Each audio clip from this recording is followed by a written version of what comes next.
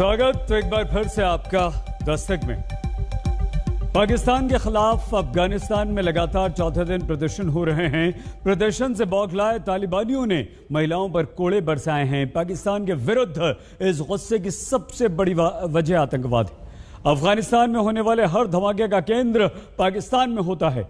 2001 में जब अमेरिका ने अफगानिस्तान से तालिबान को भगाया तो हक्कानी नेटवर्क के आतंकवादी भी भागकर पाकिस्तान आ गए। पाकिस्तान ने उन्हें पाला पोसा और आज उसी हक्कानी नेटवर्क के चीफ को अफगानिस्तान का गृह मंत्री पाकिस्तान ने बनवा दिया। तो आखिर क्या है हक्कानी नेटवर्क? क्यों इसे सबसे ज्यादा खतरनाक आतंकवादी संगठन माना जाता है? पूरी खबर हमारी इस रिपोर्ट में आप देखिए। तारीख 27 अप्रैल 2008, जगह काबुल। हामिद करजई पर फिदाइन हमला।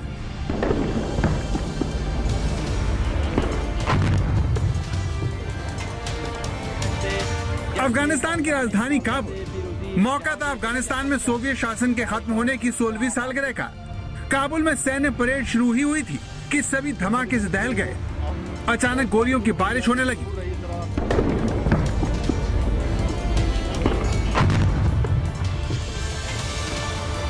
इस आतंकवादी हमले के निशाने पर तत्कालीन राष्ट्रपति हामिद करजई थे, जो किसी तरह बाल बाल बच निकले।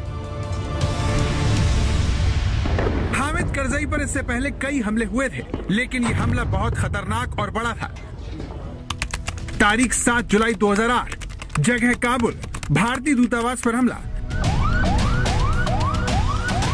13 साल पहले आतंक ने काबुल में भारत को सबसे गहरा जख्म दिया था। काबुल के सबसे सुरक्षित इलाके में आतंकवादियों ने कार से विस्फोट करके 6 भारतीयों समेत 58 लोगों को मौत के घाट उतार दिया। इन दोनों ही हमलों को एक ही आतंकवादी संगठन ने अंजाम दिया, जिसका नाम था हक्कानी नेटवर्क। हक्कानी नेटवर्क का सीधा और छोटा परिचय ये है कि ये तालिबान से भी ज्यादा कट्टर, हिंसक और खूंखार है। अफगानिस्तान में फिदाइन हमलों की शुरुआत करने वाला हक्कानी नेटवर्क ही है, जो अलकायदा से ज्यादा विभत्स हमलों को अंजाम देता है।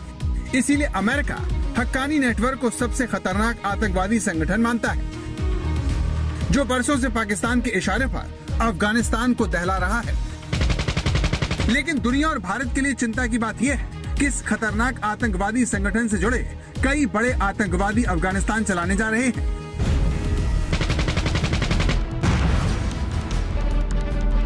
तालिबानी सरकार में शेख हिब्दुल्ला अखुंदजादा को सर्वोच्च नेता का पद मिला है। दूसरा नंबर प्रधानमंत्री मुल्ला मोहम्मद हसन अखुंद का है, जिसके साथ 2 डिप्टी पीएम मुल्ला अब्दुल गनी बिरादर और अब्दुल सलीम हनाफी बनाए गए हैं। यूं तो तालिबान की सरकार में आतंकवादियों की भरमार है, लेकिन सिराजुद्दीन हक्कानी और खलील उर रहमान हक्कानी, इन दोनों नामों से दुनिया डरी हुई है।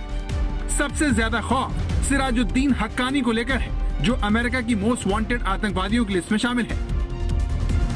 अगर prime minister UN designated terrorist है, अगर जो उनका इंटीरियर मिनिस्टर है, जिसे हम होम मिनिस्टर कहते हैं, अगर वो ना सिर्फ यूएन डेजिग्नेटेड टेररिस्ट है, उसके सिर पे बाउंटी है $5 मिलियन की, तो उस हालत में क्या ये गवर्नमेंट चलाएंगे और क्या वो गवर्नमेंट बनेगी? अमेरिकी जांच एजेंसी FBI के इस पोस्टर में जिस आतंकवादी की तस्वीर और स्केच है, वो सिराजुद्दीन हक्कानी का है, जिसे पकड़वाने के लिए इस पोस्टर में $5 मिलियन तक का इनाम देने का ऐलान किया गया है।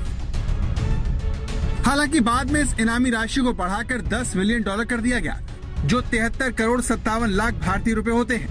इतनी बड़ी इनामी राशि से आप समझ सकते हैं कि ये दुनिया के लिए कितना बड़ा खतरा है, लेकिन फिर भी इसे पाकिस्तान ने अफगानिस्तान का गृह मंत्री बनवाया है। हक्कानी नेटवर्क की कमान पाकिस्तान के हाथ में है, इसीलिए सिराजुद्दीन हक्कानी ISI का चहेता है, जिसे बड़ा पद दिलाने के लिए पाकिस्तान की खुफिया एजेंसी ISI ने पूरी फील्डिंग की है। जो इंटीरियर मिनिस्ट्री है वो मिली है हक्कानी को। हक्कानी का ISI के साथ नेटवर्क है, तो जाहिर है कि जो इंटरनल अफेयर्स हैं अफगानिस्तान की, जो कि इस समय सबसे ज़्यादा इंपॉर्टेंट है, उसमें पाकिस्तान का पूरा हाथ रहेगा और उनका पूरा कंट्रोल रहेगा, पहली बात। दूसरी बात, ये सबको मालूम है कि पाकिस्तान ने तालिबान की मदद की पावर में आने के लिए, और पावर में वो फोर्सफुली आए हैं। चाहे वो कोई भी ड्रामा करते रहें और कोई भी डिप्लोमेटिक स्टेटमेंट्स देते रहें, वो बात अलग है। अफगानिस्तान की तालिबानी सरकार में सिराजुद्दीन हक्कानी के अलावा उसके चाचा खलील हक्कानी को शरणार्थी मामलों का मंत्री बनाया गया है। वहीं अब्दुल बाकी हक्कानी और नजीबुल्लाह हक्कानी को अहम पद दिए गए हैं। इस तरह तालिबान ने दुनिया के खूंखार आतंकवादी संगठनों को अपने राज में न सिर्फ खुली छूट दे दी है, बल्कि उन्हें मंत्री बनवाकर इनाम भी दे रहा है। सारी दुनिया को खुद के बदल जाने का विश्वास दिला रहा है। वो क्यों मोस्ट वांटेड आतंकवादियों को मंत्री बना रहा है? क्यों वो 37 करोड़ रुपए के इनाम वाले खलील हक्कानी को इस तरह से खुलेआम घूमने दे रहा है? ये समझने के लिए आपको इतिहास में जाना होगा और इस चेहरे को ध्यान से देखना होगा। ये जलालुद्दीन हक्कानी है। जब अफगानिस्तान में मुजाहिदीन सोवियत संघ से लड़ रहे थे, तब ये चेहरा अमेरिका की आंखों का तारा बना हुआ था।